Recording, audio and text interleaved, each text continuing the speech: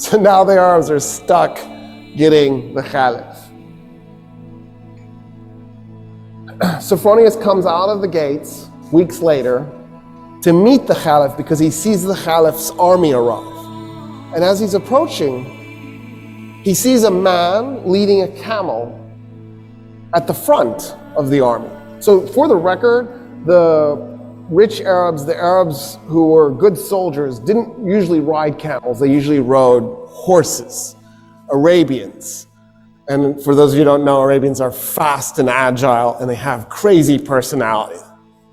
And so they're perfect for warfare. Camels are a little bit clumsy and slow. They serve a purpose in warfare, but you're better off on an Arabian. In any case, the Arab army is being led by a man leading a camel with a man on the camel. So Sophronius, he's got a giant red hat, because he's also a cardinal, right? He's got gold tassels, actual gold, hanging from his hat. He's covered in gold jewelry. He's wearing red robes. He's covered in perfume. He's on a lectica. The lectica was the couch that the Romans would ride, and then they'd have like 4 or 8 men, depending on how big it is, carrying it. And then he has 2 men, one on each side, fanning him. Of course, right? That's what Jesus would want from his bishops. It's exactly right. And he's coming out on this lectica being fanned. And he comes up to the guy on the camel, and he says, where's the Caliph? And the guy on the camel does like this. He nods with his head at the guy leading the camel. So Sophronius turns to the guy leading the camel and goes, where's the Caliph? And the guy leading the camel says, I'm the Caliph. And Sophronius goes, dude, you're dressed in rags. The guy's pants were mended multiple times. His shirt was mended multiple times. And he goes, no, I'm the Caliph. And Sophronius goes, you've just conquered Iraq and Syria and all of Palestine minus Jerusalem. How is it you're so poor? And the Caliph goes, well, why would I collect wealth? We're not doing this war because I'm trying to plunder anything. I'm a humble man with humble needs. I just need good meal. And then Sophronius goes, why aren't you riding the camel? And Omar goes, that's my servant on the camel, and we take turns so that neither one of us gets exhausted. At this point, Sophronius is like, oh, what? Who just conquered us? What are these, Marxists? And so Sophronius gets off the lectica because he's shamed off of the thing. And he says, okay, I want to talk to you about our surrendering the city to you. And the Caliph says, I have an idea. Let's walk to the city and I'll tell you what I was thinking the terms would be. So we'll start there. And Sophronius goes, yes, of course.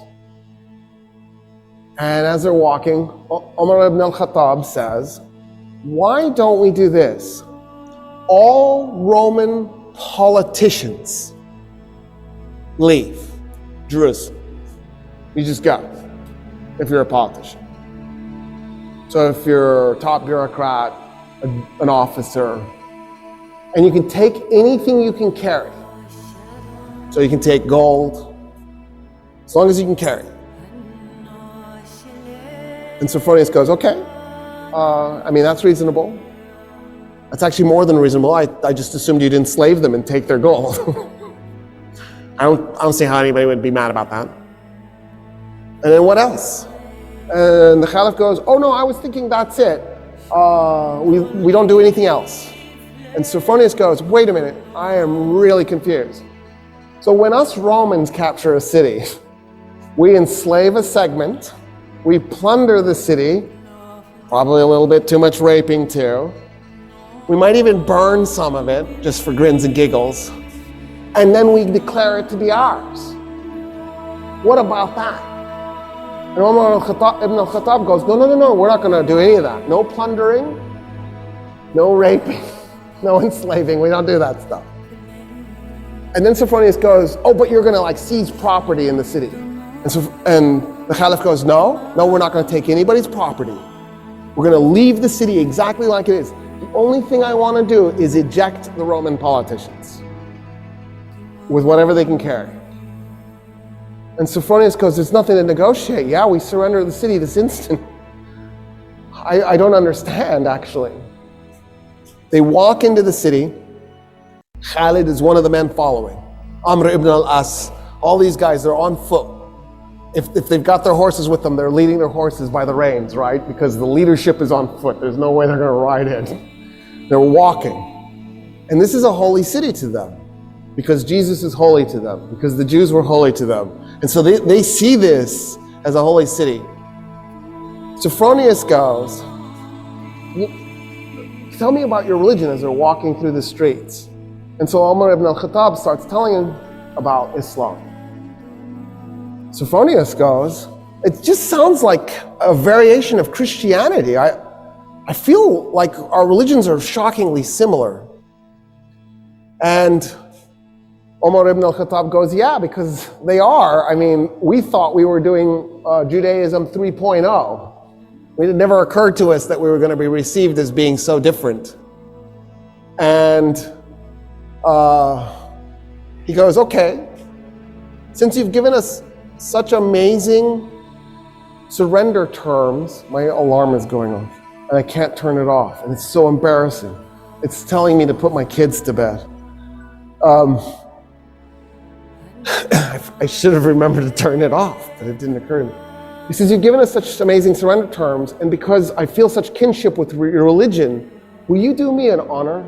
Will you come to my church and pray in your Muslim way next to me as I pray in my Christian way? And Omar ibn al-Khattab goes, never. And Sophronius goes, why? He goes, I'm the Caliph. The first place I pray in Jerusalem is going to become a mosque. The Muslims will take it and they will create a place of worship for Muslims, and you will lose it. And I don't want you to lose your church. And Sophronius goes, okay. What if we find an empty piece of Jerusalem and we just pray there? And Omar Ibn Al-Khattab goes, yes, I accept. An empty piece, something that nobody owns. So they go and they find an empty lot and they pray. The Archbishop in his Christian way, the Caliph in his Muslim way, side by side. It is a mosque today, that spot, commemorating the first place that the first Muslim Caliph prayed in Jerusalem. He nailed it. He knew what was coming. And he saved the Church of the Holy Sepulchre for Christians, because that's the church Sophronius wanted him to pray in.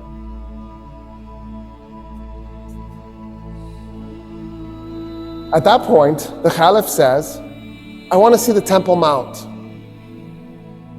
And Sophronius goes, why? And the Caliph goes, because it's holy. It's holy to everybody. It's holy to Christians, it's holy to Jews, it's holy to Muslims. And Sophronius goes, nah, we haven't been treating it as holy to anybody. And Omar Ibn Al-Khattab goes, what do you mean?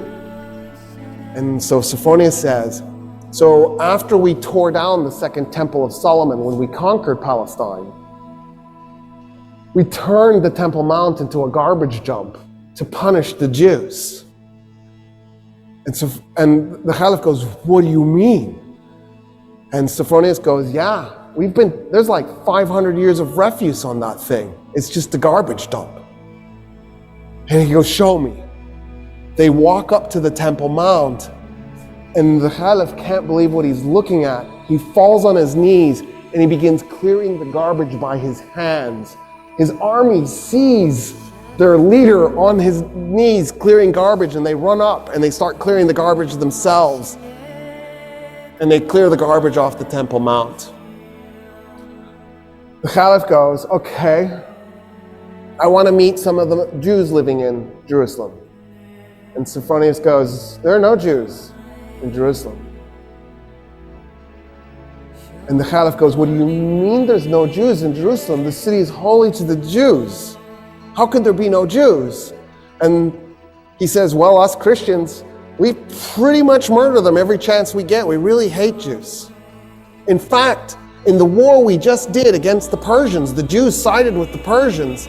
And so we murdered 20,000 Jews in Jerusalem and completely purge the city of its remaining Jewish population.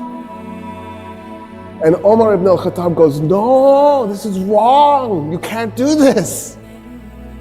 And so he turns to a convert to Islam, a Jewish convert to Islam, and he says, I need you to find me 80 Jewish families that were willing to volunteer to move to Jerusalem so we can reestablish a Jewish presence in this city.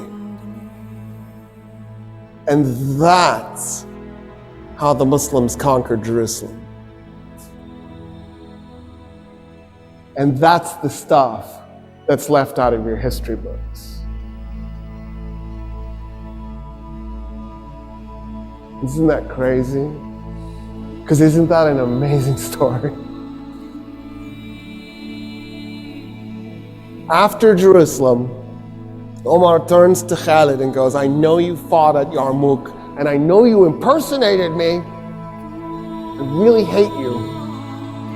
You're going to go to Mecca, and you're going to spend the rest of your days there. No more combat for you. I'm retiring you. I actually don't think he died in Mecca. He did leave, but he never fought another battle. That was it. That was the end of his military career. He died in bed at age 50. I don't know what was ailing him. Something got him. And his final words were, you cannot put your hand anywhere on my body without touching a combat wound.